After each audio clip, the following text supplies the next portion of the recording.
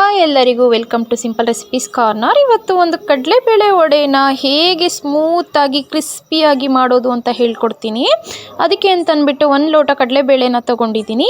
ಅದನ್ನು ಚೆನ್ನಾಗಿ ತೊಳೆದು 1 ಚೊಂಬು ನೀರು ಪೂರ್ತಿ ಹಾಕ್ತಾ ಇದ್ದೀನಿ. ಇದನ್ನು ನಾನು ಒಂದು 12 ಅವರ್ಸು ಸೋಕ್ ಮಾಡಲಿಕ್ಕೆ ಇಡ್ತೀನಿ. ನಾವು ಎಷ್ಟು ಹೊತ್ತು ಸೋಕ್ ಮಾಡ್ತೀವೋ ಅಷ್ಟು ಚೆನ್ನಾಗಿ ಬರುತ್ತೆ ಈ ಕಡಲೆಬೇಳೆ ವಡೆ.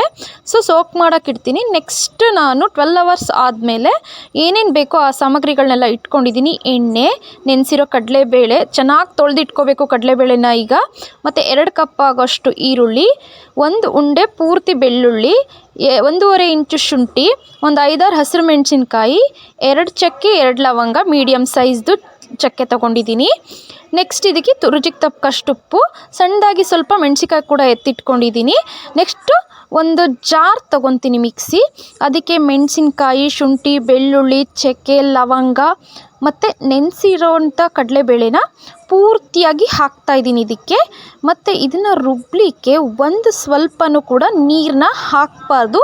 ಕಡಲೆಬೇಳೆ ಚೆನ್ನಾಗಿ ನೆಂದಿರೋ ಕಾರಣದಿಂದ ಇದಕ್ಕೆ ಯಾವುದೇ ನೀರ್ದು ನೀಡಿರಲ್ಲ. ಓಕೆನಾ ಫ್ರೆಂಡ್ಸ್? ನೆಕ್ಸ್ಟ್ ಇದನ್ನು ನೀಟಾಗಿ ರುಬ್ಬೋಣ. ಯಾವ ರೀತಿ ರುಬ್ಬಬೇಕು ಅಂದರೆ ಸ್ವಲ್ಪ ರುಬ್ಬಬೇಕು, ಸ್ವಲ್ಪ ಬಿಡಬೇಕು. ಆ ರೀತಿ ತರ್ತರಿಯಾಗಿರಬೇಕು, ಪೂರ್ತಿ ನುಣ್ಣಗೆ ಆಗಬಾರ್ದು. ನೋಡಿ ಈ ರೀತಿ ಇರಬೇಕು. ನೆಕ್ಸ್ಟು ಎಣ್ಣೆ ಕಾಯಲಿಕ್ಕೆ ಒಂದು ಇಡ್ತೀನಿ. ನೆಕ್ಸ್ಟ್ ಇಟ್ಟು ರುಬ್ಬಿರೋ ಅಂಥದ್ದನ್ನು ಒಂದು ಪಾತ್ರೆಗೆ ಎಲ್ಲ ತಗೊಂಡು ಹಾಕೋತೀನಿ.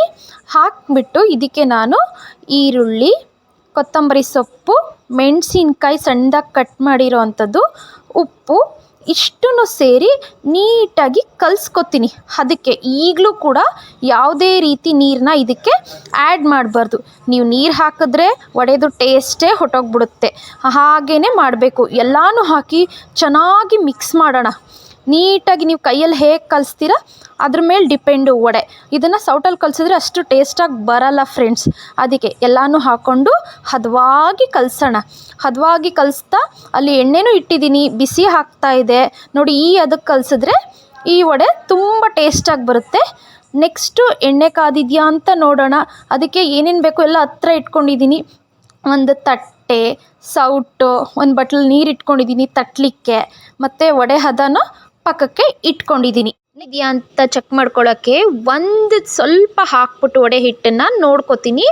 ಅದು ಮುಳುಗಿ ಮೇಲೆದ್ರೆ ಎಣ್ಣೆ ಹದವಾಗಿ ಕಾದಿದೆ ಅಂತ. ಇದನ್ನೆಲ್ಲ ಮಾಡಬೇಕಾದ್ರೆ ನಾನು ಮೀಡಿಯಮ್ ಫ್ಲೇಮಲ್ಲಿ ಮಾಡ್ತಾಯಿದ್ದೀನಿ. ಏಕೆಂದರೆ ತುಂಬ ಹೈ ಉರಿ ಇಟ್ಕೊಂಡ್ರೂ ಚೆನ್ನಾಗಿ ಬರಲ್ಲ, ಲೋ ಉರಿ ಇಟ್ಕೊಂಡ್ರೂ ಚೆನ್ನಾಗಿ ಬರಲ್ಲ. ಮೀಡಿಯಮಾಗಿ ಇಟ್ಕೊಳ್ಳೋಣ, ಆವಾಗ ತುಂಬ ಚೆನ್ನಾಗಿ ಬರುತ್ತೆ.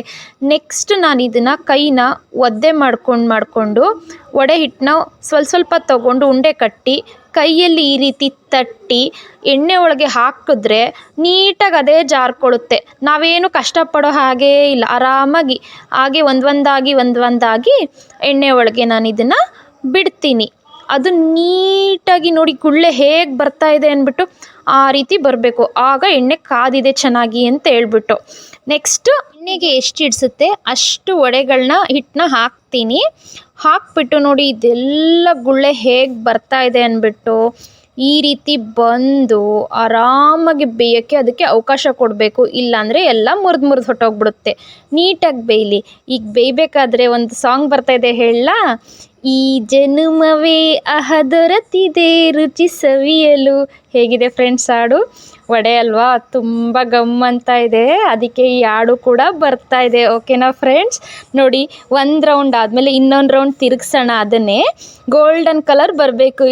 ಈ ರೀತಿ ಬರ್ತಾ ಇದೆ ಅಂದರೆ ವಡೆ ಆಗಿದೆ ಅಂತ. ಚೆನ್ನಾಗಿ 2-3 ಸತಿ ಡೀಪ್ ಫ್ರೈ ಮಾಡಿಬಿಟ್ಟು ಇದನ್ನು ನಾವು ಒಂದು ತಟ್ಟೆಗೆ ಎತ್ತಿಟ್ಕೊತೀನಿ. ಆಮೇಲಿಂದ ಬೇಕು ಅಂದರೆ ಇನ್ನೊಂದು ಸತಿ ಬೇಯಿಸ್ಬೋದು, ಇಲ್ಲಾಂದರೆ ಓಕೆ ಅಷ್ಟೇ ಸಾಕಾಗುತ್ತೆ. ಈಗ ನೋಡಿ ಫ್ರೆಂಡ್ಸ್ ಎಷ್ಟು ಚೆನ್ನಾಗಿದೆ ವಡೆ. ನನಗಂತೂ ತುಂಬ ಇಷ್ಟ ಕಡಲೆಬೇಳೆ ವಡೆ ಅಂದರೆ. ನಿಮಗೆ ಹೇಗೆ ಒಂದು ಕಮೆಂಟ್ ಮಾಡ್ತೀರಾ? ಈ ವಿಡಿಯೋ ನೋಡಿದ್ದಕ್ಕೆ ತುಂಬ thanks. Like, share, comment, subscribe ಮರಿಬೇಡಿ ಫ್ರೆಂಡ್ಸ್. ಬಾಯ್.